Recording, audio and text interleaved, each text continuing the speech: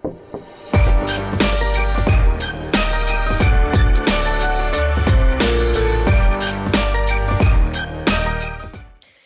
evening, and welcome to Rough Start, where we here at Rough Magic Games teach you how to play a different tabletop role-playing game every episode. That's right, we run through it so you don't have a rough start. My name is Charlotte, I use she, her pronouns, and I am a professional GM with Rough Magic Games, a collection of professional game masters for hire. If you're interested in playing a game with one of our game masters, be sure to check out roughmagicgames.com. Okay, hold on, I can't do the teeth anymore.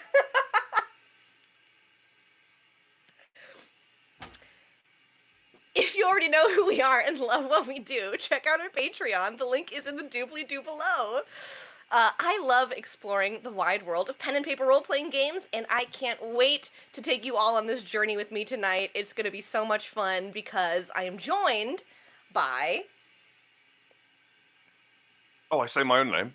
Yeah! Grant Howitt! Like a Pokemon lunging into battle. Hello! Hi, I'm Grant Howitt. I'm one of the directors at Rowan, Rook, and Decard Games, and I write role-playing games for a living. I wrote Eat the Reich, which is what this video is about. I've also done Heart, Spire, Honey Heist, One Last Job, Goblin Quest, bunch of good stuff. And I'm here to explain to you how to play Eat the Reich, a bafflingly simple game. Amazing, yes. The list of games that Mr. Grant Howitt has written is extensive. I would say that you're prolific, in fact. Some might say. Bloated? I turn out one a month. Your words, not mine. Mm-hmm. I just put the finishing touches to Kenku Bin Wizards, which is this month's one-player game where you play an horrible crow man who's learned some rough magic. I suppose it has a fully realized magic system for stealing things out of the trash and then using them to cast hexes. Oh my goodness. Well, I should tell my friends at Rough Magic and we should play that game. I think that sounds perfect. Amazing. But tonight, we are talking about Eat the Reich, as you said, hence the vampire teeth earlier. Eat the Reich is a... Oh, sorry, if you're listening on the podcast, I've got vampire teeth in as well, but I can speak normally. Yes, speak perfectly. I'm very jealous. A tabletop role-playing game in which you, a vampire commando, are coffin-dropped into occupied Paris and must cut a bloody swath through Nazi forces en route to your ultimate goal, drinking all of Adolf Hitler's blood. It was written by Grant Howitt and published by Rowan, Rook, and Decard just this year, I believe, right? Yeah, earlier this year. Or last year? Earlier this year? We kickstarted it last year. It was illustrated by Will Kirkby as well. He's responsible for, I'm going to say, 95% of the success of the book. It's absolutely gorgeous. It is a gorgeous book, and I believe it won a couple of Ennies at Gen Con It this did, year. yeah. Will got 2.5 Eddies for Best Interior Art, Best Cover Art, and Best Adventure Short Form, and I'm claiming half of Best Adventure Short Form. I think that's very fair. Yeah, I think so. It did quite well. I'm really glad that we got some recognition and well, more honestly, that we advertised well enough to have people vote for us at the Ennies. Fantastic. Well, this is normally the part where I ask my guest about their experience with the game and how long they've been playing it, how long they've been running it. But you have created this game, so... Yeah, I haven't played it a lot, though. If I'm honest with you, I haven't played it a great amount of times. I've written so many games at this point, I can sort of tell whether a game works or not without playtesting it, and it's a bit of a busman's holiday. What's an English phrase? It's a bit like an insurance salesman doing insurance for fun in his spare time. So I haven't played it a great deal, but I am hopefully roughly aware of how it works. Yeah, amazing. I mean, when your hobby becomes your job, how often do you really do that hobby anymore? God, no, I haven't played in a role-playing campaign in a long time. What do you do for fun instead? I paint toy soldiers. Okay. I make little warhammers. I don't make armies of Warhammer. I make 3 to 5 horrible little guys who are best friends, and then I put them on my shelf and never touch them. You don't make 40k of them, then? I do not make 40k of them. No, I make a little group of weirdos. Well, I think that's fun. I think It's that's nice, more and I fun than don't have to be 40K and stuff. professionally good at it as well, which is Yes. like I have to be professionally good at role playing. So if I goof up, oh sorry, can we swear on this show? Yeah. Hey, no, that's fine. I could not. No, you're It's fine. okay. If I fuck up, then that's seen as a professional failing. Yeah, no, yeah, valid. The pressure is too Mm. strong. Mhm. Um, and audience, for the record, I don't want anyone coming at me. I know that the 40K is the year and not the amount of guys that you have. Just putting that out there. But I do think it would be funny if you had 40K guys on your board Mm. playing a little war Very game. expensive. Very expensive. Very expensive. Um, yes. So I have also not played Eat the Reich. I have Mhm. witnessed it being played at a convention that and my friend Oh, was running so the we're game. the best two people to talk about it then. Yeah, this is great. But I own the book, so the Good credit's enough. As there. long as you buy it, that's what matters to me. I paid the $25 for this book. Mm-hmm. Um, and I've read through it, and I want to play this game very Good. much. Um, yeah, amazing. With that, how about we dive into it? Let's talk about the Mhm. lore of Eat the Reich. Cool. Yeah. So the lore of Eat the Reich. I was on a plane about 2 years ago, and I wrote, "Eat the Reich: Are you a bad enough dude to drink all of Adolf Hitler's blood?" And then I thought it would make a good back page for a one-page game, and then I thought it'd make a good front page for a one-page game, and then I thought it would make a good 30-page rulebook, and now we're here, um, 80 pages and $300,000 later, which I cannot stress enough. I did not see all of, and has not materially affected my life in any way. It just goes off somewhere else in the business, and we use it to pay the accountant. But Exactly. the lore of Eat the Reich is effectively a shit post which got out of hand. I wanted to do a game. I wanted to do a big pulp game about vampires fighting Nazis, and this is why we've ended up. The lore is paper thin. You are you are a beautiful vampire, or a vampire who's so ugly that only their mother could love him. Who's dropped into occupied Paris, and you go and do a big fight and kick Hitler out the Eiffel Tower, or pile drive him onto a parked car, or what have you. And the lore itself is mainly hinted at through Will's background details on the pages, and various like little details he's put in the art. What we tried to do was come up with a loose enough description of what Paris might have been if vampires were real, and also werewolves.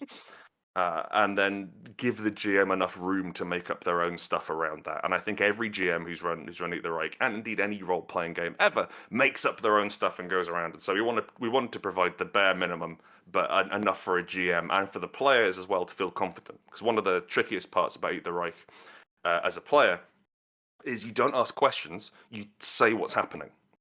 So in any normal role-playing game, you'll say like, "Oh, I want to pick the lock," and the GM will be like, "Okay, it's a 15. Oh, you roll the dice. Oh, okay, I pick the lock. I'll expend one use of my lock picks. Very good. What's inside? Ah, well, there's two. In this, it's much more. I kick in the door. There are 8 Nazis inside, and I shoot down one of the chandeliers, crushing 6 of them.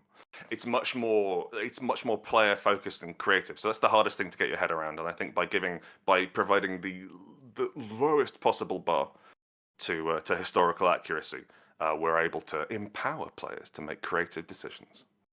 Absolutely. It's giving the collaborative aspect of Mm. tabletop role-playing games. I love it. Um, yeah, and I also love that in the book you have a great deal of like forethought when talking about Mm. like historical inaccuracy and content warnings, Yeah. which I'm throwing in the lore section because I feel like that applies. Where basically you're just like, hey, this is historically inaccurate. Fuck you. Like, it's great. I love it. Yeah, we wanted to make it as safe as possible because it is a very like difficult subject to do right. Nazis, especially, and especially the Nazis in Europe as well, considering we're selling the game in Europe, and so there's some challenges around that. And we wanted to make sure that we treated it with respect. Like the biggest challenge we wanted to avoid was having like, oh, the Nazis were actually supernaturally motivated. It's like, Hmm. no, actually they were just real shitbags on their own. But as the author James Mendez Hodes was our lead sensitivity writer, and I think he like about 20% of the words in the book, 15% are his, which he's put in, and like all of his stuff around. Here's how you impersonate a Nazi. Here's what you can do and get away with it. Here's what you can't do and get away with it. Is like we've received a bit of pushback saying it's overly woke. We've received a bit of pushback saying we're talking down to the players, but we're not. Yeah. Like, insane. Also, like, if you feel that way, I don't know, don't spend the $25 on the book then. I Oh don't no, know, still like... no, I can't. Please still spend the $25 on the book. Your money falls just as well. Yeah, you know what? Buy the book and then write a review Yeah, the about how patches. woke it is. Yeah, And just yeah. just Buy the keep fucking keep the lunchbox. Do what you dollars want. coming. So that's one aspect I really truly love about this book. I think that you guys, it is not heavy-handed. It feels extremely appropriate. Thank you. And I appreciate that. It's lovely. Something I also appreciate is the drop coffins, which we have an image of up on the screen now. What you said about like the little bits of lore coming through in the illustrations is so true.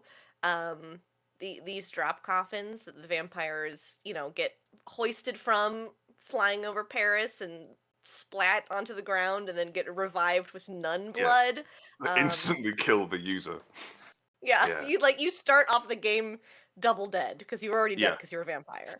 The drop Double coffins were die. from the very first playtest we ran, the second playtest we ran. We did an opener to the game, and we had it as I think like back then the fiction around players starting the game was they were sort of like teleported in because I couldn't come up with a way to get them flying over in a way which made sense. And they would one of the opening points you can have is it's like Objective 6, ruin the Nazi funeral. And so, like, they teleported inside the coffins and kicked their way out and kicked them. It was all kind of fun. And then we started going through the adventure. And I was out having a cigarette in a little break, and I was like, that wasn't anywhere near good enough. So I stormed back in the house and was like, right, we're going to go from the top again.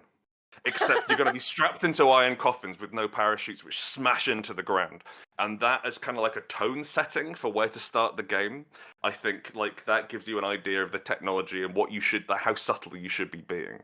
But no, Yeah. I'm very happy with the drop coffins. I think it's quite a funny idea as well. It's and great.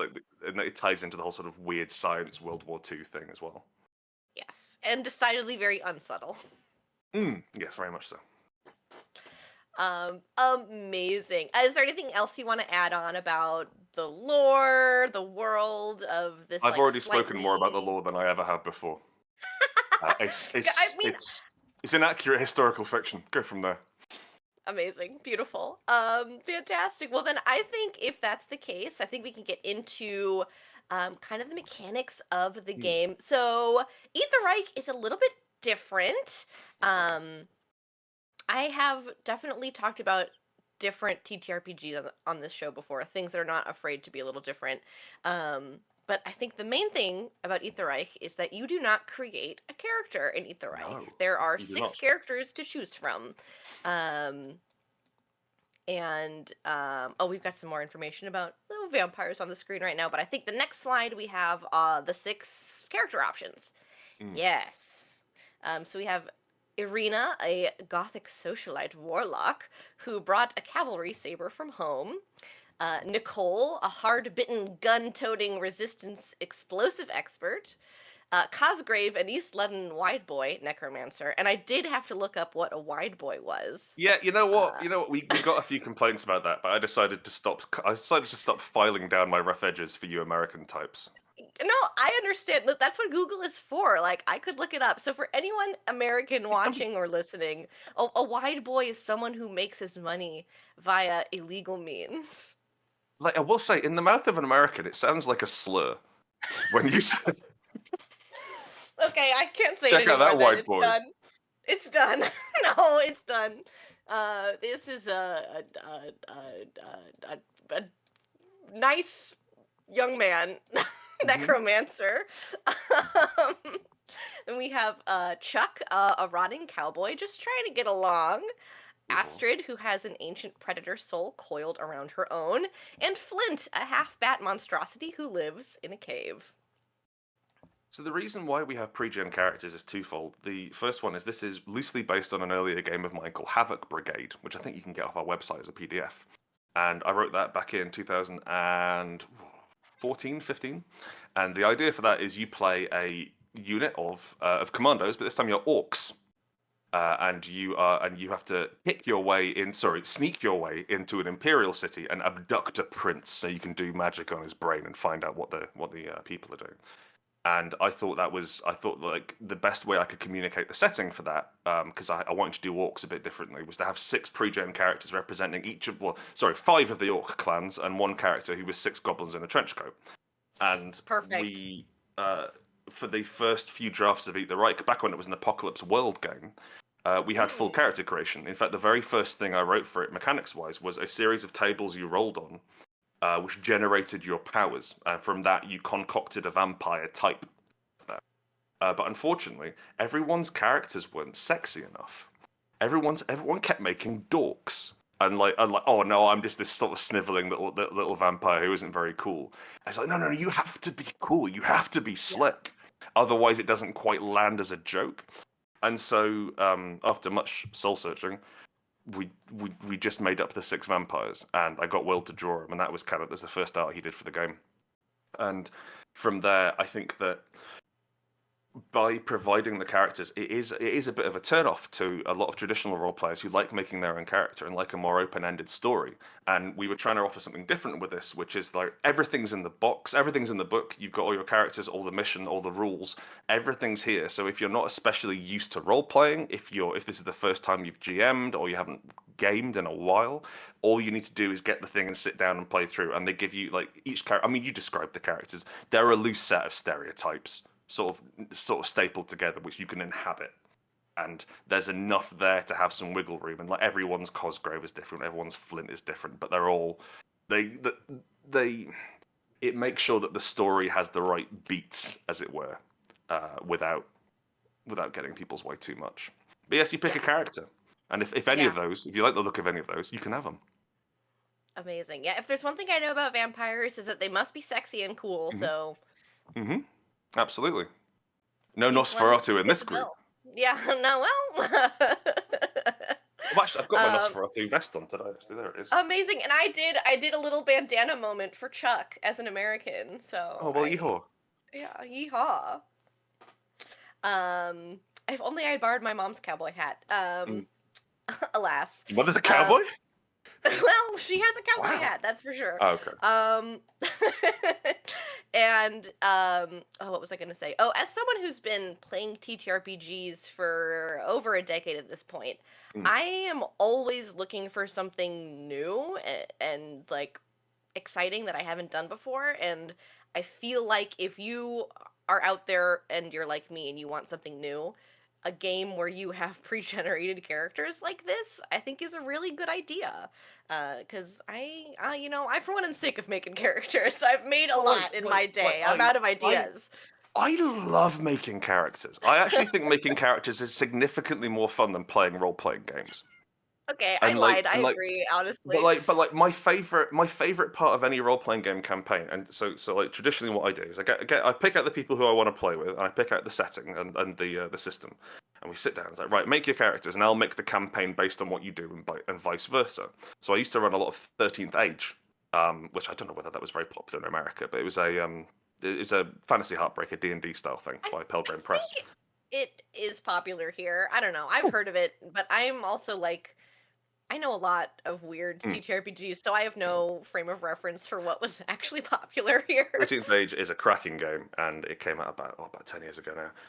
But I used to like that has a really good way of saying like here's the factions that your character is connected to. Here's the one unique thing about your character. Here's how to stitch together a setting out of it, and that means that you get this really sort of involved, engaging story, and is a lot of back and forth between players and the GM, and looping back in their backstories and stuff, and all the shit you don't have time to do.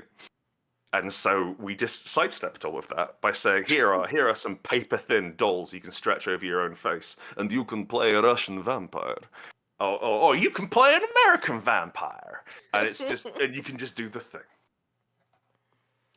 Amazing. I love it. Um, let's talk about the next thing I have on my handy dandy little outline, which is oh, and I do have an example of a character sheet as well Mm. up on the screen. Um, so you can see this is Irina's character sheet. You Can we can break this a down by sneak peek sections? of the How in depth do you want to stats. go? We can go pretty in depth. Let me do do do Yeah, let's do. have a look at the list. Oh yeah, if actually yes, we can just go through the mechanics list and we can just Yeah, scroll up and I down. think That we've works. got the Okay, list. We have. delightful. I come prepared. What can I I have the say? technology. Um, I think Oh no. Okay, perfect. Wow, I'm in the wrong place in my outline. We're gonna cut all this out. It's probably gonna stay in actually because I'm lazy and I don't want to edit that much. Let's talk about the mechanics as we head on over to the Havoc engine. And Mm. now I know where Cool that name name, comes from. right? Cool The name. Havoc The original Brigade. name of Havoc Brigade was Orc Hijinks. Yes, which it was called for. It was called for a full 2 years before I realized I had to maybe market it in some way. Amazing. So But was it orc hijinks, comma, yes, exclamation point, or was it just no all comma, one? no comma, all caps. Yes. Good. I love this. Started off as a dark heresy. Anyway, point being, so this uses the Havoc engine. The Havoc engine is a very straightforward system. It's based on a game called Wushu by a chap called Dan Bain. I cannot recommend enough that you listener look up Wushu because it is a much cleaner version of Eat the Reich. I've changed some directions of stuff and I've polished it up and made it a bit easier to run through. But the core idea of Wushu was you had like you could fit your characters on a cigarette paper. They were really small characters, and the idea being that every detail that you contributed to an action you were describing gave you a dice. And you could say as many as you like, up to a cap on the scene. You roll those, get under your stat. Those are successes. They detract from the overall objective of the scene or whoever you're fighting. So you can see some similarities with Eat the Right, or you will see once you learn the system. With this, I took out the way you have to come up with things and instead used those dice you roll as a prompt to describe the scene. So the first thing you'll do in Eat the Reich is you build your dice pool. And the core of every dice pool is d6s, and it uses stats. So we can go through the stats now if you'd like. I'll have to navigate away from this thing. Oh no, I've got to get my book. We've got the stats up on the screen now. Right. Amazing. So the stats are again stolen from a game called Hollow Point, which came out in 2004, I think. Inscrutable, quite old-fashioned at this time, but they did have a really good list of stats, and I do thank them for it in the book. Anyway, the stats you've got are Brawl, kill Nazis up close.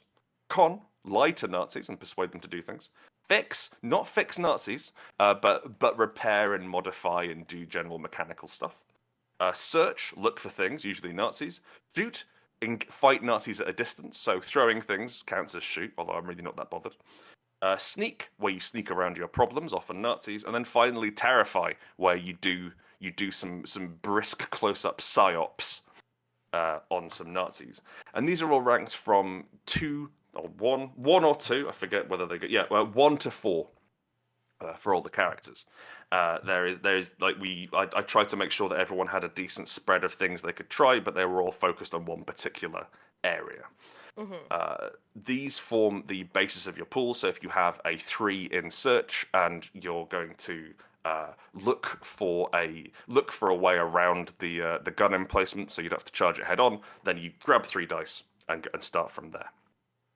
Now, the next thing you do is you bulk out that pool with some equipment and some abilities. And these are kind of the biggest levers your character's got to pull, and probably the most interesting thing which you've got in the game.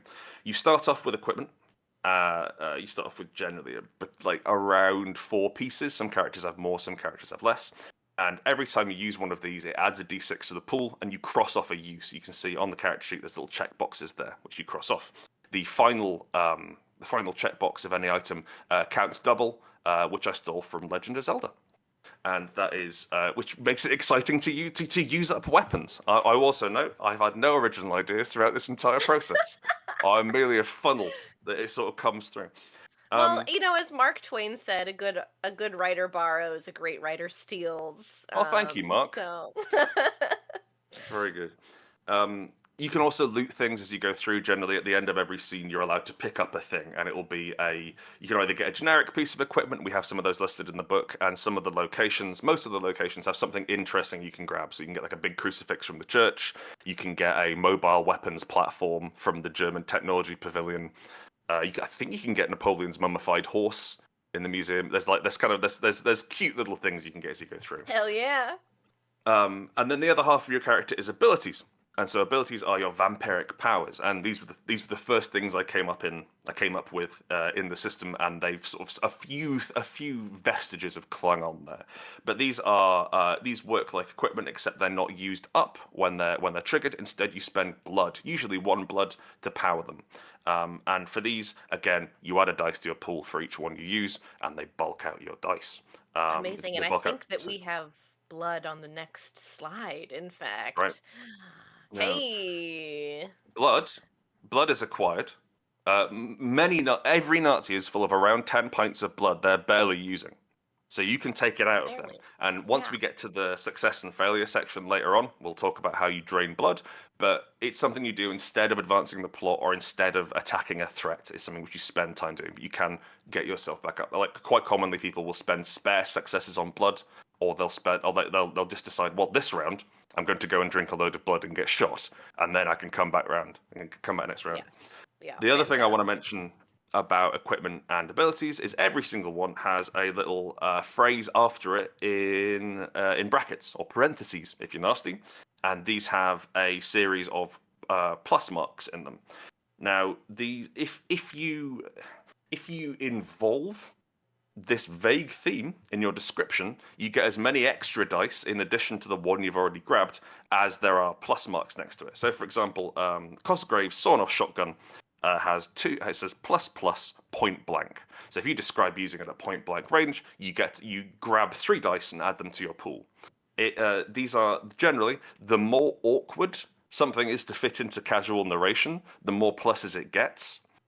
Or like if something's related to a specific type of building or a specific enemy, then we'll give you more for having that come up because it'll be rarer. But they're think of them like prompts for your role playing.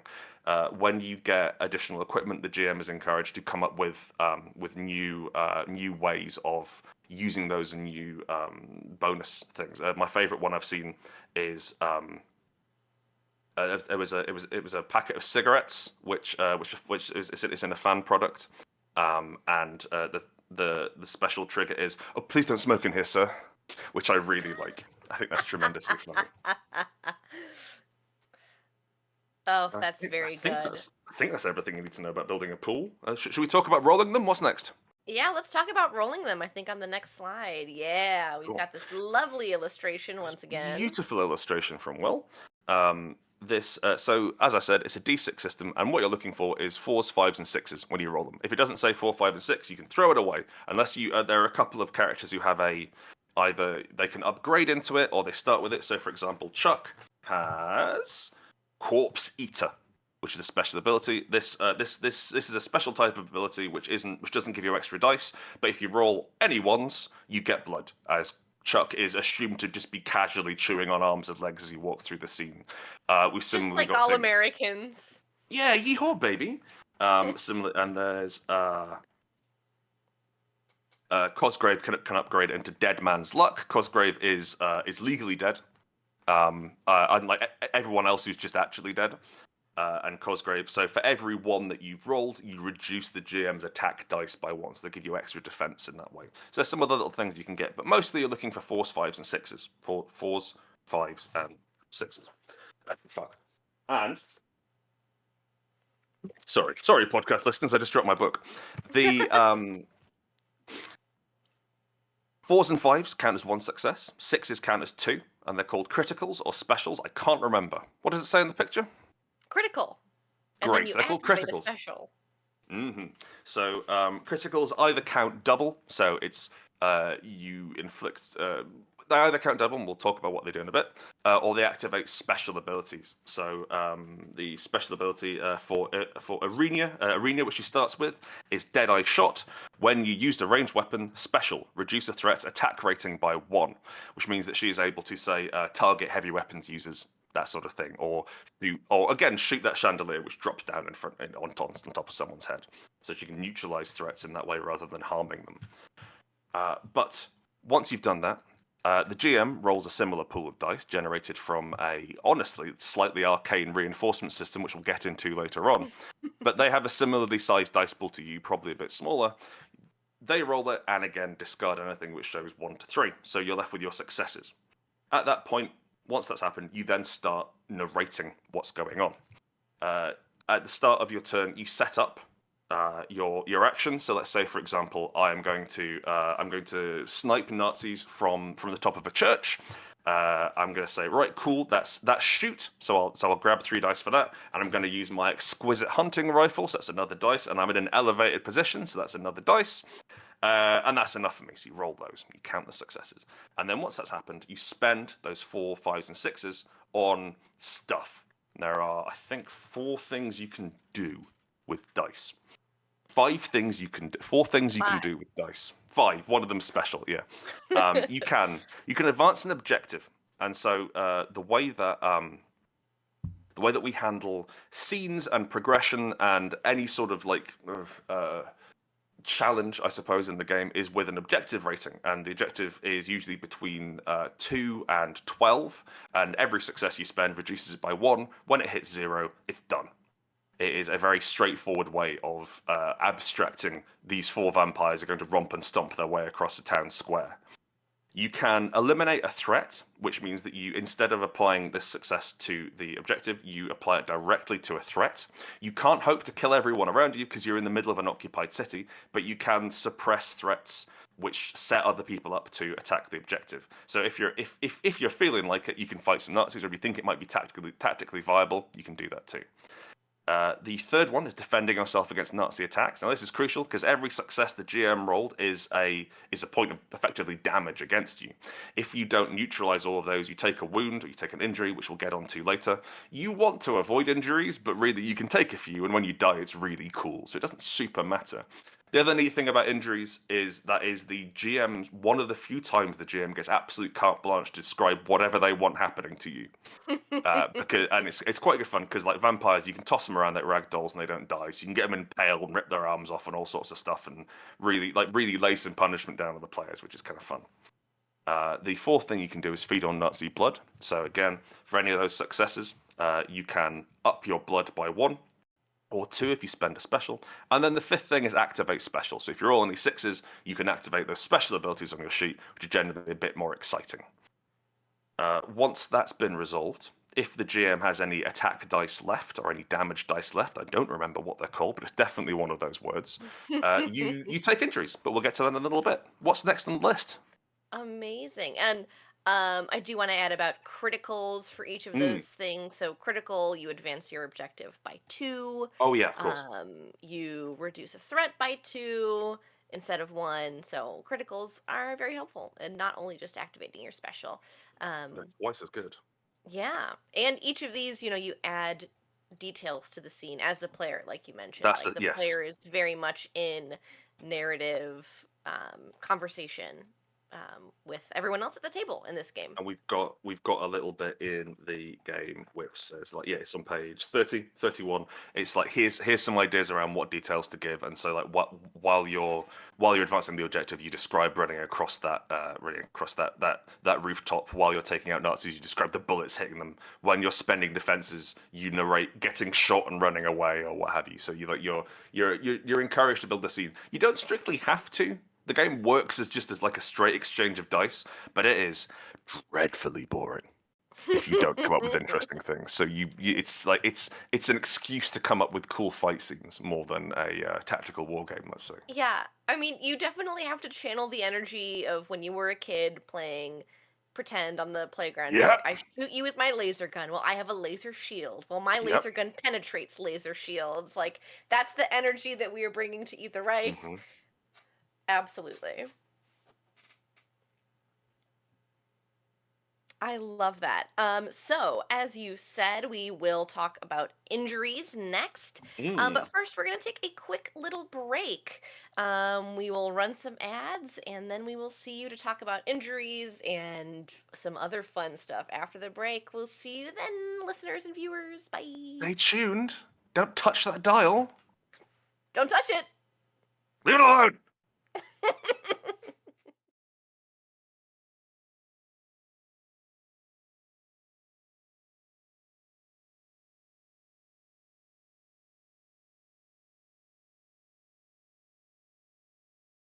There's power hidden in the world. Real power. Tear the sky apart power. Shuttered up in skyscrapers and bound in penthouses. Slave to the whims of the arcane. Everyone knows their names. Death, the hanged man. The devil, the fool. They run this town. And you've got other ideas. Because you, my friend, are a royal. You've got lightning in your veins.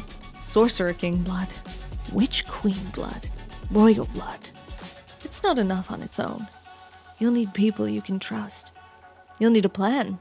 You'll need every last shred of magic you can scrape together, and you'll need fate herself on your side. Play your cards right, and you can kick God out of heaven and steal his throne. You in?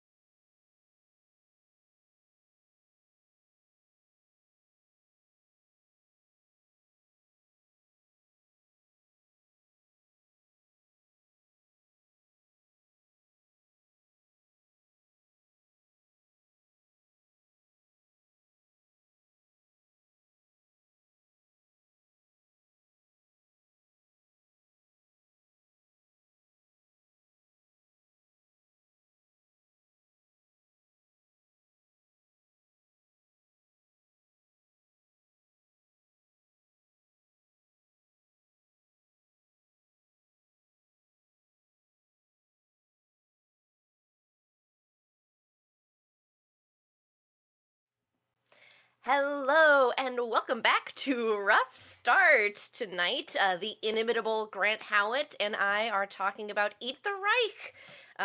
This beautiful, lovely book here where you play vampires going to kill Hitler. Before the break, we talked about the pre-generated characters and the Havoc engine and the dice pool system that goes with it. Now that we are back from our little break, we are going to talk about injuries and what happens to your vampires as they get hit and as they delve deeper into occupied Paris.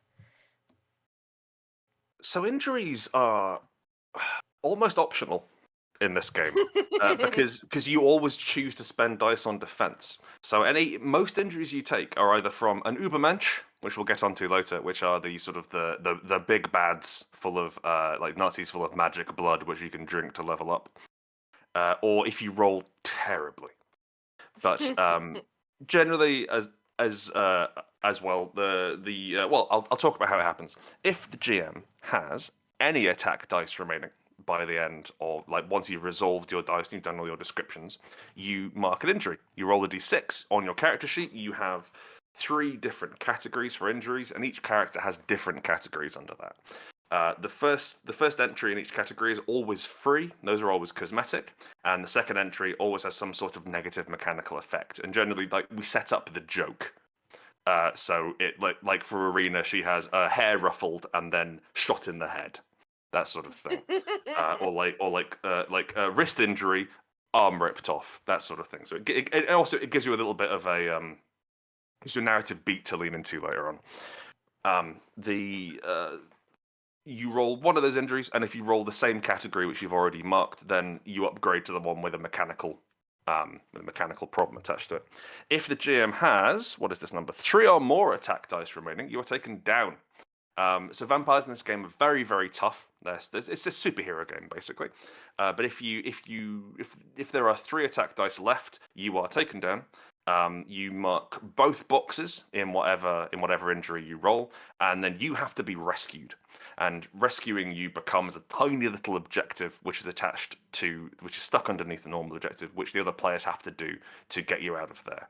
You're encouraged to come up with why, like if you've been trapped under things, if you've been leg shot, if your leg's been shot off, if you are actively terrified or restrained or something. So you get a little sort of interpersonal bit there. Once you fill up on injuries, once you have all 6 injuries marked, and again, this is more something you choose to do, you get to access your last stand.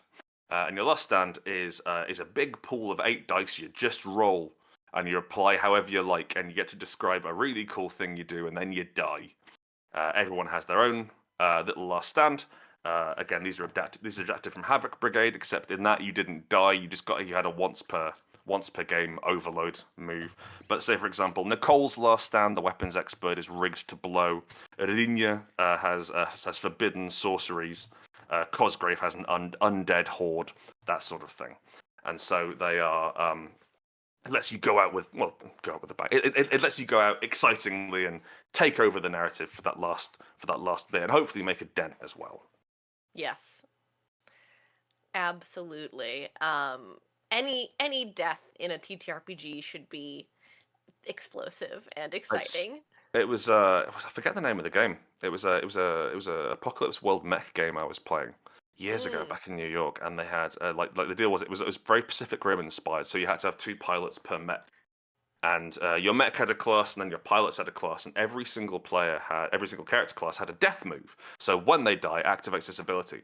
And I read the words death move, and there was like a little door opened in my heart, where I was like, oh, that's my career from now on, isn't it? Writing death moves.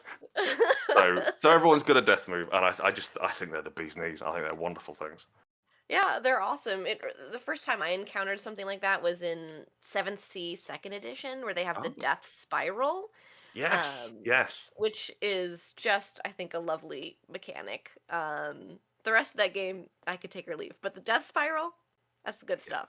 So I feel you 100% on the death moves. I think that's really, really freaking cool. But dying, healing, kind of the opposite of dying when you think about it. You spend 3 blood. Yeah, easy peasy. It's not terribly difficult, and you can share blood between the vampires. The original box out recommended making this slightly erotic, and then I dialed that back because I think it didn't actually suit the tone of the game. But if you want to have it as slightly erotic, go for it. That's fine by me. You know, feeding each other blood is quite an intimate thing to do. So you can do it however you'd like, but blood can be freely shared between vampires in a scene, just because it's that way everyone gets to keep playing, basically. Yeah. No, And we don't have like range or movement or positioning or any of the things a role-playing game has. So it's like, no, just you have each other's blood, whatever, it's fine. Yeah, just do what you want. That's kind of how I run games, where it's like, yeah, whatever, do what you want. I do also want to point out that because the vampires were dropped from their iron coffins and then smushed into the ground and revived with blood, all the vampires start with 0 blood. So you have to drink blood in order to get blood, in order to be able to heal. So, you know, just Gotta think spend about... blood to make blood. Exactly. High risk, high reward. And the first scene is always piss easy. It's like you are hugely overpowered for your first scene. So your first scene is to show you kicking open the door of your coffin. You get your cool sort of Guy Ritchie entrance, and your name flashes up on screen, and then you get to drink some blood and break a couple of necks and do the thing. Honestly, where is the Guy Ritchie Eat the Reich movie? Like, Well, we need to make that happen. we'll see. Well, I'm not saying anything, but we'll see, won't we? Beautiful. I want the call to be in that movie if it happens. Just FYI. Guy, it's great. Listen, Breb's got to be in the film. Yes, come on, Guy. No, she's not an actress. No, I was on a podcast with her once, but it's absolutely crucial. Yes. They'll put me in the movie. I Yes, have a Guy feeling Ritchie they'll do was- it. yeah. Yeah. Guy will do it. I'm pretty sure I'm taller than him. It'll be fine. Be fine. That matters. Put her in the movie, nerd. In addition to healing and sharing blood intimately or non-intimately, you can also do flashbacks, and flashbacks are a vestige of a much more narrative game, which Eat the Reich originally was, which have sort of snuck in because I thought they were fun and I liked them. But generally, what happens with flashbacks is if you roll fewer than 2 successes at any point during the game, you can trigger a flashback. And at this point, there is a neat little table you can roll on page 38. I think I have the table 39. on the next slide as well. Great. Pop it up. Let's have a look. There she is. Yeah, there we go. You've got a little rat there at the base. And so what this is, they're intended to be used in the first act. Because in the first act, you will be rolling fewer dice because you have fewer abilities and less access to like huge amounts of dice, which you can use to generate blood. And so usually in the first act, you will get a roll which has 1 success on that, and you don't want to get taken out of action, so you trigger a flashback. And on these, you pick another player character and you roll 2d6, and they give you like a quick scene frame, which is like, here's where the scene is happening. What did you learn from the other person? What did you do to the other person? How has this created some history with you? And Eat the Reich can be it's going to sound weird, quite a lonely game to play, because everyone's characters are very distinct from one another. And although you're sort of sharing this, like you're throwing the same Nazi back and forth to ping pong him to death, you're not having the sort of traditional character like group building, and you're not having the sort of role playing you'd get from a long-term campaign, or even a more traditional role playing game in a one shot. So the flashbacks are an attempt to sort of force that. In as much as here is a bond between your characters, and like part of the fun with them as well is a lot of them turn out in quite incongruous. So like in one of the games I've played, like Arena rolled, and it was like, what did Flint teach you that made you love him so much? And that just recasts the relationship between those characters and gives you a little something to play around with, so you can key off and have some chats later on. But the flashback there is to make sure that at the start of the game you don't have like one horrible thing which knackers your character, and then also helps you establish some stuff as well. I really love that, because when I was reading through the rules and looking at the flashbacks, I was like, oh, interesting that this game has flashbacks. I wonder, kind of, I was like wondering what the mechanical reasoning behind that was, and hearing you explain it, It makes perfect sense. I really I like that the building kind of relationship between characters, and then also, making sure that you don't go out like a bitch in the I will first also act. say so like one of the original ideas for the original idea for Eat the Reich was it was like an island that Hitler was on, and it was kind of done like a first person shooter level, so it was very much like, right, there's 3 ammo here and there's 4 guys, you have to go and do the thing. And it got a little bit more wishy washy, and I wanted to come up with like, could we do a campaign where you go through and it's like, right, here's all the stages going up to the Eiffel Tower hit, which would be the exciting thing. And then I realized all those things were boring compared to the Eiffel Tower thing at the end. So this implies a longer campaign and gives you some fake shared history you can refer to, which Yes. hopefully gives it a bit more. Well, I've got narrative weight isn't quite the word for either, right? Resonance. Let's go with resonance. Yeah, we Yeah. like resonance. That's a Mm. good word for it. Um, Fantastic. Eat the Reich it would make a good board game as well with some slightly different kind of As rules and as some as adjusting. I said, dreadfully boring Yeah. to play it without Yeah. describing a cool action scene. I think Yeah. I think it would make an absolutely great third person shooter. Yeah. Like I really want to play well, I was about to say Ubisoft's take on it. Maybe mid 2000s Ubisoft, but like Okay. that's So sort of like we're big getting Guy bombast. Ritchie for the movie. We're getting Ubisoft Yeah, for the video yeah. game. Ninja Theory. We'll get Ninja Theory, but we'll get them to Ninja do a Theory. stupid game. All right. Yeah, be great. But like that's sort of like over the top juggling bodies and that sort of thing. It could work really well Yes. as a computer game. Some guy has Totally. made it into a computer game, interestingly enough, without asking us. Some guy did a mod, I think, for Half-Life 2. Okay. Interesting. Yeah. Very interesting. I don't think it's going to be successful enough to call a lawyer about it. Put it that way. No. Unauthorized Eat the Reich video Mm. game. Absolutely wild. Um, so, flashbacks, Mhm. death, injury. Is there anything else you want to touch on for like the player side of the game before we move on to kind of the running the game side of everything? Just from a philosophical point of view, as a player, as I said earlier, you like the responsibility for narrative control falls with you as a player, and this can be quite strange, especially if you've like for new players. No, actually, it's fine because completely new players don't know what they're supposed to do. So they like the last time they did anything like this, they were 7 years old and playing in the playground with laser shields and what have you, and so they're used to this sort of thing. But like people who've been role playing in a traditional role, especially with a GM who can be quite authoritative, get quite nervous about this. So feel free to like effectively everyone's kind of GMing all at the same time. So feel free to put things in. Feel free to make suggestions to establish details. The rule is that if anyone at the table doesn't like what you've done, change it. And the GM's got the most authority over that role, but everyone at the table has that responsibility to make sure the game's fun for everyone, and that not only are you playing in a way which doesn't upset anyone, but you keep a tone going and you keep a pace going as well. So there's almost kind of like a writer's room vibe sometimes where you can like someone will put forward a detail and you go, oh, what if you did this? And oh yeah, cool, and you can sort of tack off, or like, oh actually, throw that Nazi over to me here. I've got an idea for him, and so you can sort of pass back and forth things. But it's a much more flexible narrative experience rather than you're trying to solve a puzzle what the GM's made. But that's it for Yes. players, I think.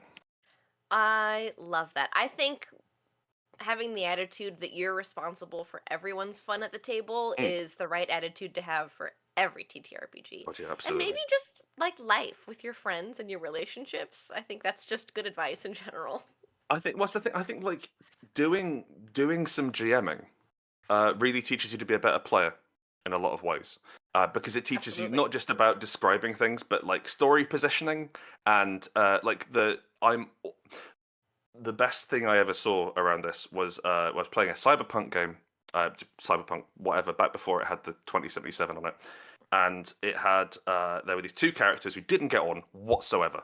Really didn't like each other. One of the characters was new, one was really established, didn't like each other. And the player who was playing the established character was like, "Hey, can you come on a mission? Can you come out on a mission with me? I think this would be fun." And but like out of character to say, "Oh, this seems like a fun scene. Let's establish that." And so I think by kind of freeing yourself from the idea that I'm always my character and I must do whatever my character would do and I must optimize this to make sure my character fuck off. It's a story. Yeah. No. Make some silly Agree. choices. I agree. I think the attitude of like I am playing my character is the wrong attitude. I think you should approach it as if like I'm the writer writing my character. So I'm going to make the stupid choices sometimes I'm responsible that are for this guy. narratively interesting. Yeah. I'm responsible for this guy.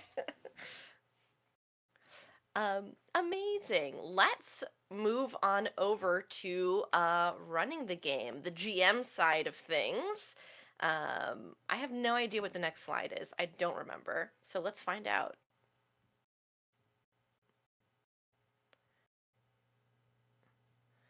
Yes, the arcane reinforcements. Yeah, so the reinforcements is kind of the mathsy bit of the game. I will say, as a GM, this will be one of the easiest games you will ever run. It is incredibly straightforward because the players are doing all of the heavy lifting narratively.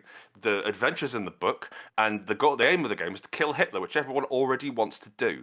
So you don't have to come up with any sort of like rigmarole around like, oh well, your ex-wife's been kidnapped by the kobolds. None of that nonsense. Like, people are here to do the thing. So as the GM, you are celebrating the player characters. You are giving them opportunities to do what they do best. You are effectively the straight man to their funny men. You are also in charge of roughly describing things around the city and reacting to the things the players do. But really, if the game's going along properly, the players are saying, right, another Nazi battalion's coming in, and then they're able to react to that because it doesn't have any real impact over the difficulty of the game. The biggest job you have as a GM is reinforcements. And so this is a means of representing the fact that the vampires are in occupied territory and they can't just have a standing battle. These guys are very, very powerful and they're great in like skirmish combat, but if they stay in one place, they'll get overwhelmed. And the reinforcements rule means that not only do enemies heal over time, but they also increase their damage. Do they heal over time? No, they don't heal over time. I'm wrong. Enemies increase their damage over time. So if on your first round of combat you get in there and like half of you shut down the enemies, it can be much easier solving the objective and much safer for the other players to do that. Or you can just all run at the objective and try and burn it down before anyone gets too damaged. The reinforcement rules work as follows. At the end of each round, everyone increases their threat. Every threat increases their damage by 1, so they get better at the number of dice they roll by 1, so they get better at hitting things. And if an enemy force has been wiped out, it halves the damage it's doing and then resets itself to basically D6 hit points. So you can sort of keep pushing them back on that one thing. Past that, it's kind of your job. Really, that's pretty much the whole thing. And coming up with cool things to put in there. Again, everything's written down, so you'll know that, like, well, there's 2 Nazi paratrooper squads in this scene, so I need to generate those. But you can throw in whatever you like, and the game can take it. The other thing, I think the only other tricky thing, which you'll need to do, is keep track of what the highest threat is on the board at any time. Highest damage on the board.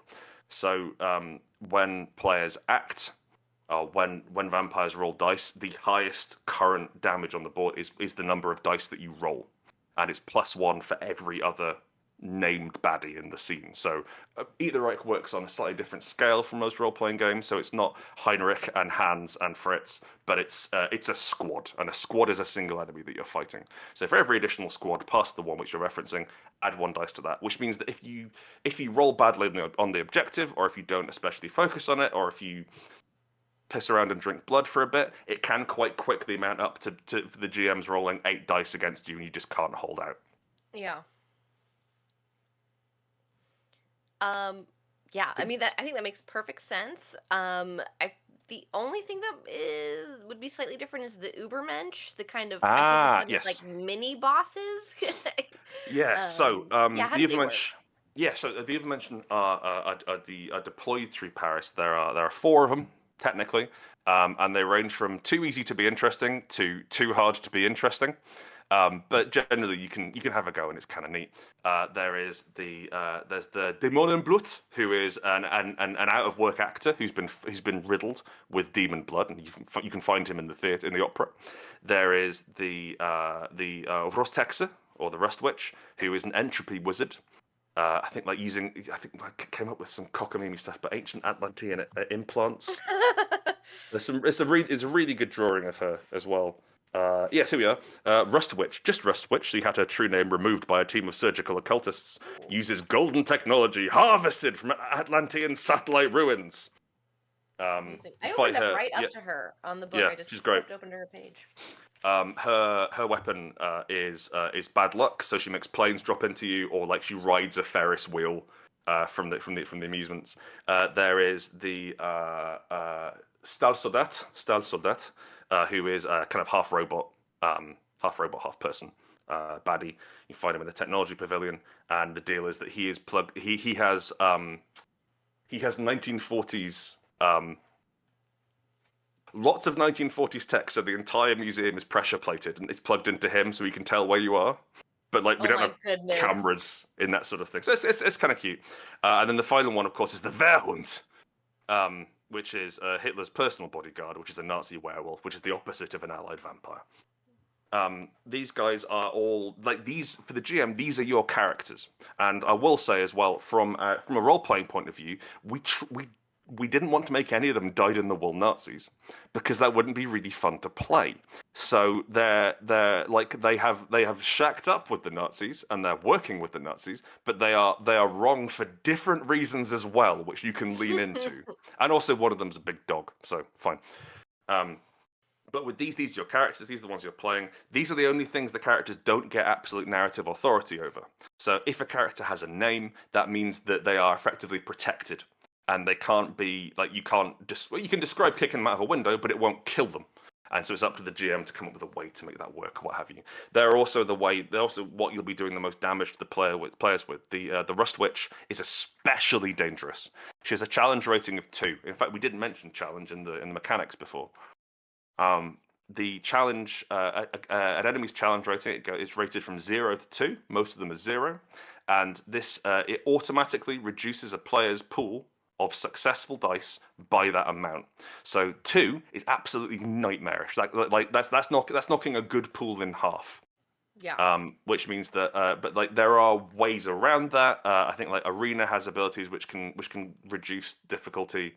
I think Cosgrove has some abilities which can reduce difficulty, and there are also some optional rules in there for secondary objectives. So if you want to, like, if your player's like, oh, we've got to come up with a way around the Rust Witch's protections, then it's up to you to come up with a way to improvise something. Like, okay, cool, difficulty 6, you can earth her using this lightning rod. You just have to trick her to getting onto it or what have you.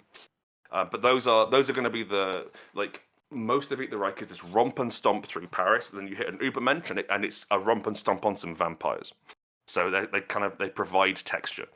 There are, as I mentioned, places where they are in the map. Move them so your players find at least one, and we'll talk a bit more about how the map works in a little bit. But it's fun to fight them.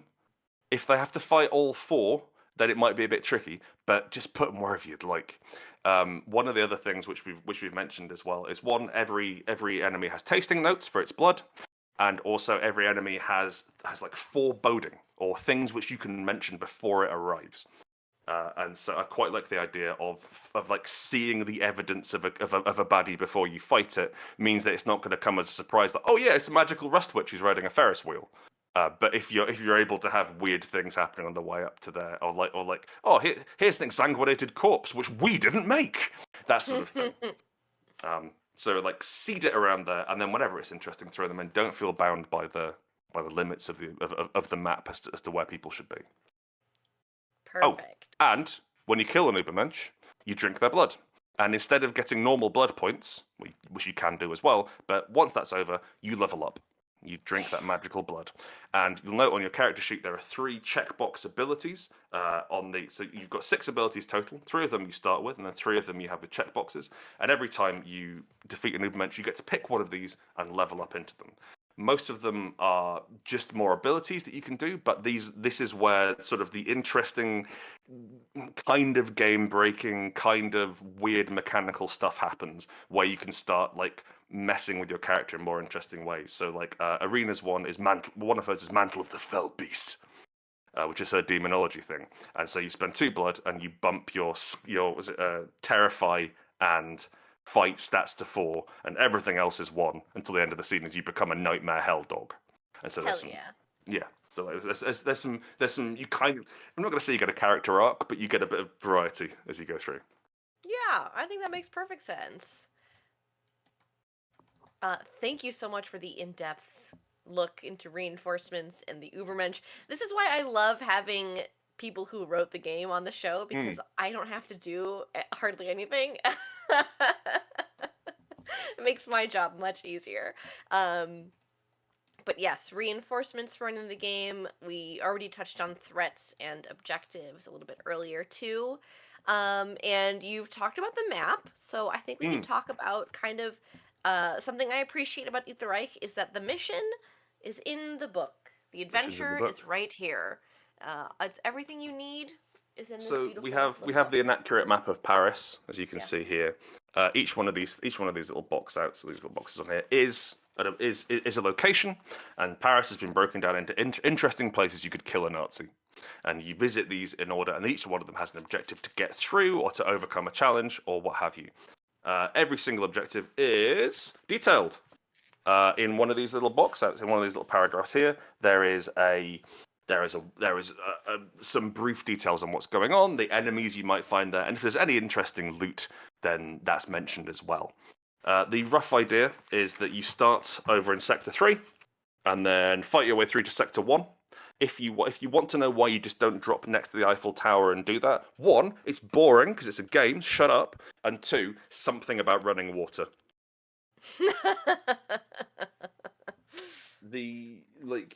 As GM, in addition to celebrating with players and dealing with reinforcements and the sort of mechanical stuff, you'll be pacing the game. So it's up to you to make sure that the pace of the game, which can be quite breakneck sometimes, is maintained. If players want to do something that's a little bit slower, or you want to give them the opportunity to role play, you can have right, okay, you're driving down the road in a stolen police car. Talk to each other for a bit, or let them talk to one another, or give them interesting objectives to come up with. It is your job to work out how long you want the game to be, because Eat the Reich is intended as a one-shot game. There are some extra adventures and stuff in the back which you can sort of spin out to. There's about a paragraph on each, but really it has quite a detailed adventure, quite detailed characters, and you play through it in between 1 to 3 sessions. And generally, you can get through about 3 locations in a session, maybe 4.5 if you're pushing it and not spending too much time.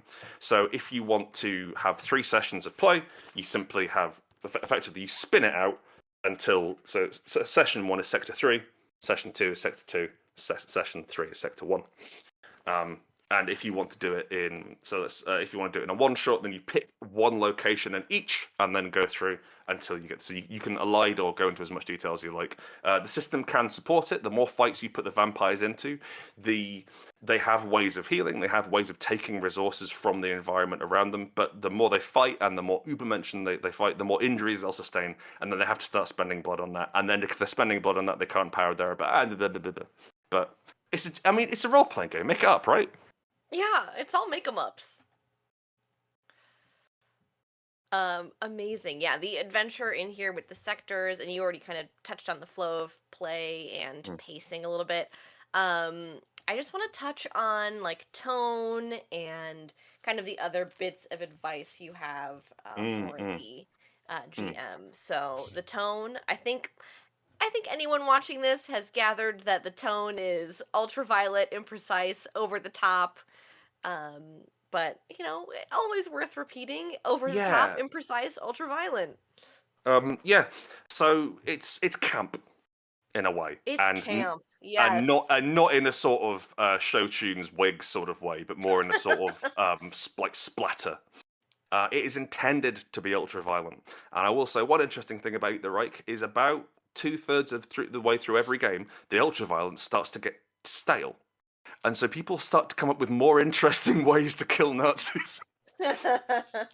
Which is kind of on purpose. Which is kind of sure you can fight your way through, but actually, how do you want to play your character? And one of the things which which I and some other folks at Rowan, Rook and Decard get quite frustrated about, is there's the idea that combat and role-playing are separate things. And actually, you're role-playing all the time.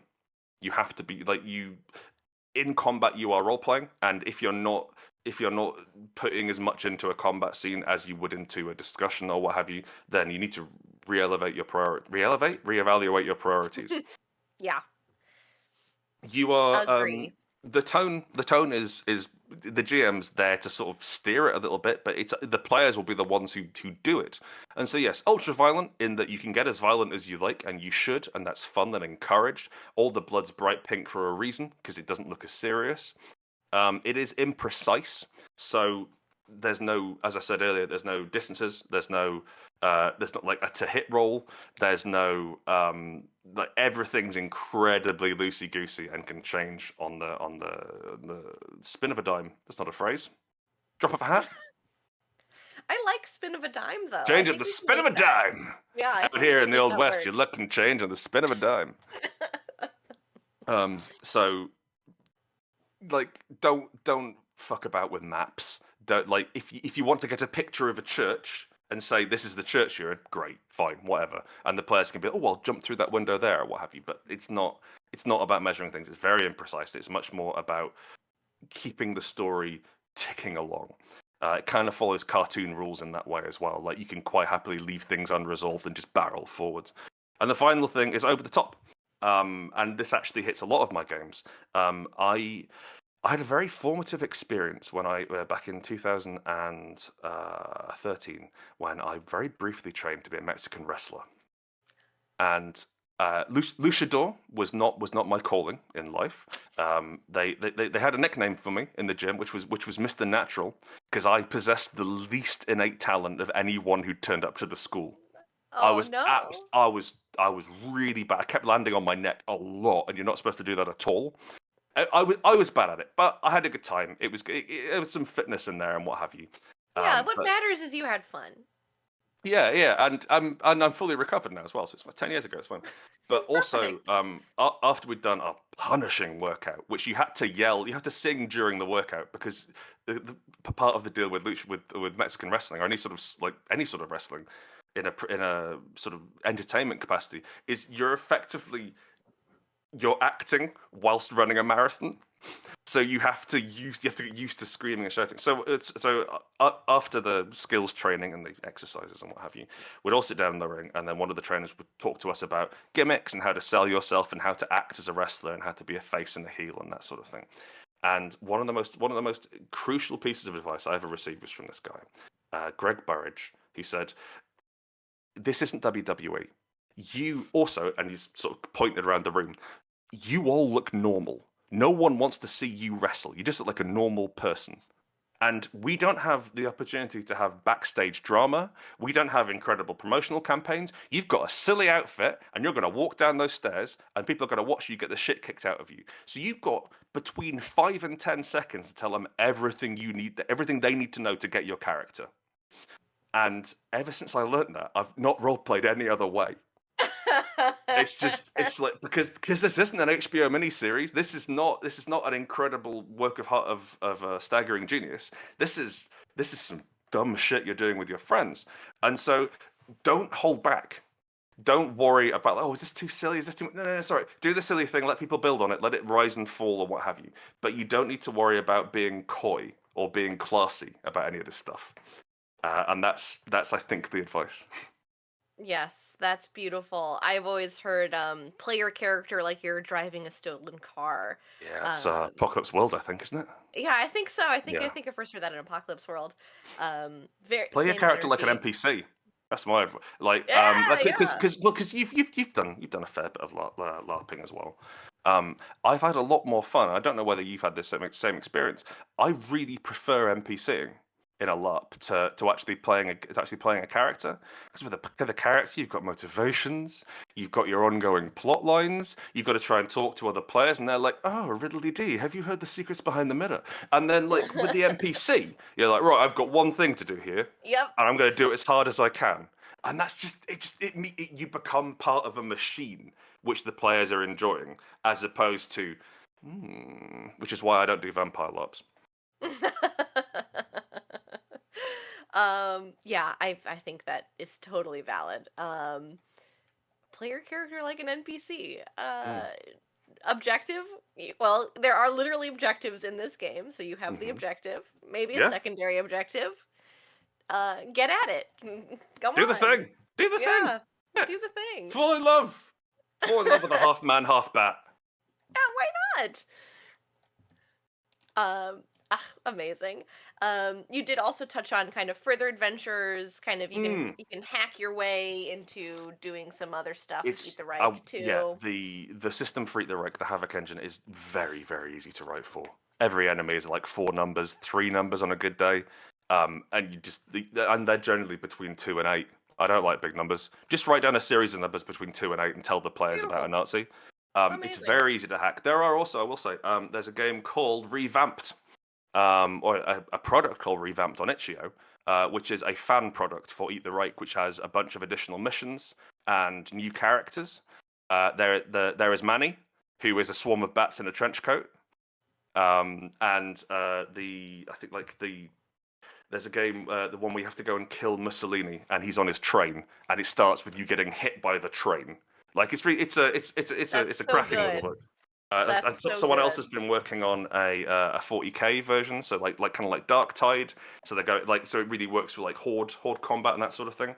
It's very easy to write for. It's very easy to hack your own stuff out of, and I can't encourage you enough to do it. We are hoping to release the actual rule set, like the toolbox of the Havoc, once we've decided whether it should be here's how to write Eat the Reich again, or here is a beautiful treatise on the philosophy of role-playing games.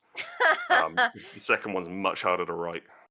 Yeah, but I'm intrigued. Oh, yeah. You've piqued my interest. Yeah, amazing.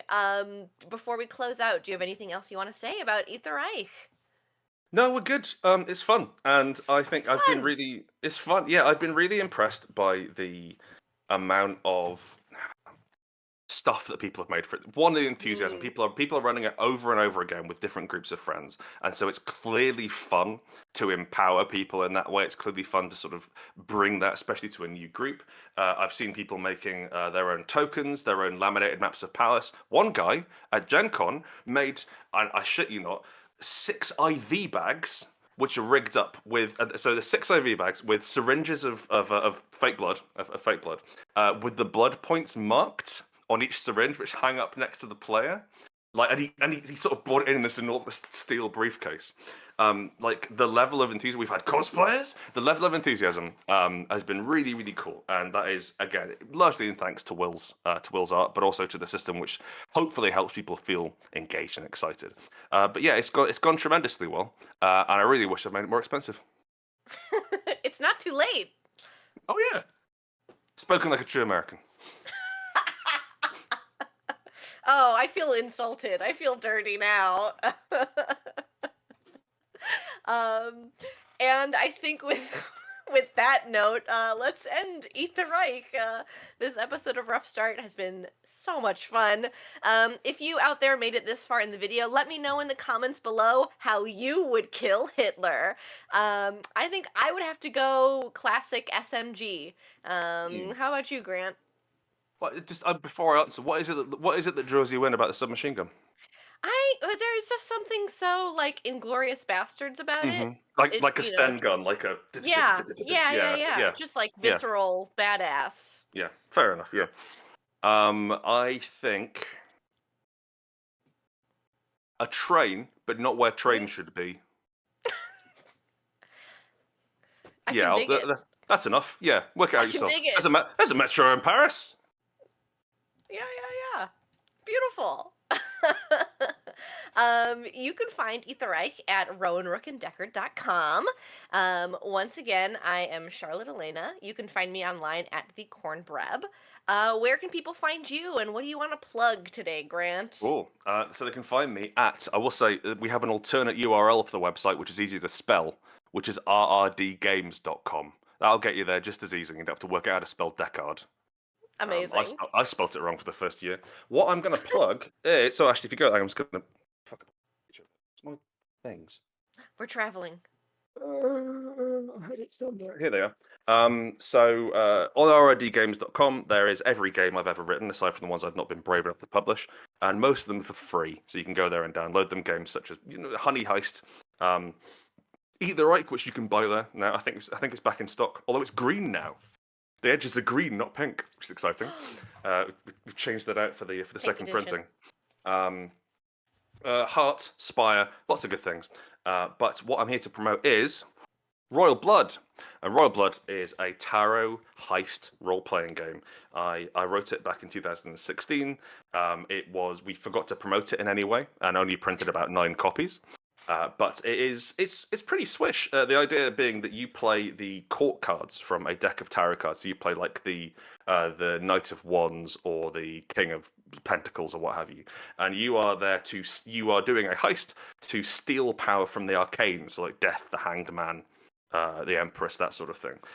All your characters are again this kind of semi-pre-gen characters. So every one of the court cards gets a cool sort of description and some ideas for powers. You make the heist and you set up the challenges by doing a tarot spread, and characters contribute details which make it more difficult. And then you play through using the tarot deck as a random number generator as well. So one tarot deck and a handful of coins will get you there. It's being I said I read it in 2016. It's I'm rewriting the whole thing, and Mana Project Studios, who are an Italian company, are doing designs on the tarot cards and also all the stuff in the game as well. So it's going to be entirely overhauled. That will be on Kickstarter. When's this going up? This is going up in mid-October. Hot damn! This will be on Kickstarter right now. So if you search Woo! Royal Blood, it's going live in the middle of October. If you search Royal Blood on Kickstarter, take a look. There'll be all sorts of nice details there, and you can get yourself a book or a box of cards, which comes with a little book, or the what we're calling the Majesty Edition. Ooh. Which comes in an expensive box. And there's stuff in there as well. But yeah, take a look. Royal Blood, very cool. That's us. Amazing. What amazing timing. I love that we have synthesized this together. Definitely on purpose. And we're definitely not recording 2 weeks late because my computer shat itself to death. Yeah, everything is fine. Everything is normal. This was all planned. And I will definitely have to shell out for the fancy box edition. Thank you so much for joining me. No worries. I know we talked about this a little bit before the show, but I'm such a fan of your work, so this has been a pleasure. And thank you, everyone out there, for watching or listening. Thank you for coming all the way with us to the end of the video. Imagine that. Imagine you got all the way here. Should we give them a little treat for coming all the way through here? Oh yeah, here, hold on. You can have. I don't have anything. Oh, you have a sip of my coffee here. Show them part of my body. Nah, maybe not. Okay. Whoa. Well, I don't know how many people are getting. No, we're fine. We won't do it. Just imagine part of my body, listener. Yeah, you can imagine it. Rough Start goes up every other Tuesday, so feel free to hit that subscribe button and notification bell if you want to stay up to date. And like the video if you liked the video. All right, until next time, goodbye.